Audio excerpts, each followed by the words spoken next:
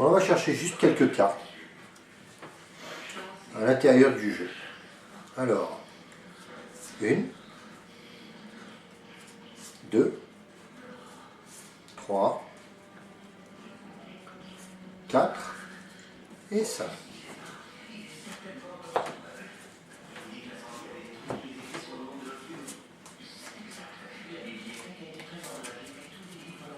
Juste 1, 2, 3, 4, 5 cartes. Alors j'ai choisi la suite 1, 2, 3, 4, 5 à pique parce que c'est quand même beaucoup plus facile à suivre quand les cartes se suivent que si j'avais pris des cartes complètement différentes.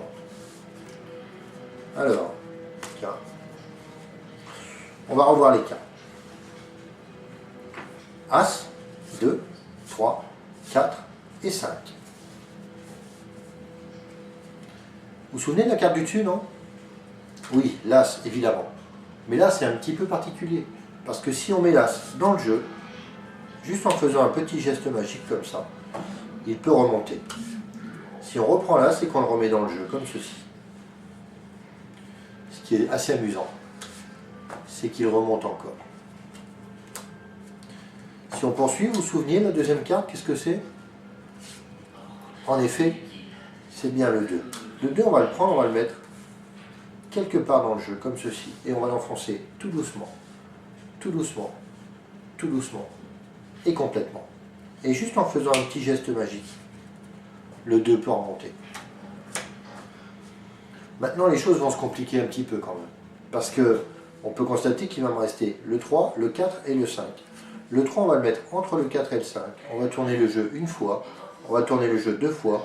Et là, on ne sait pas pourquoi, juste en faisant un petit geste magique, on peut remarquer que le 3 se retourne. On retourne le 4 et le 5, on remet le 3 entre le 4 et le 5. Juste un petit geste magique comme ceci, et le 3 se retourne encore.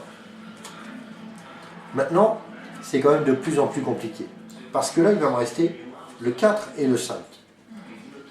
Le 5, on va le prendre et on va le déposer franchement sur le 4, comme ceci. Et juste en faisant un petit geste magique, on peut remarquer que le 4 remonte.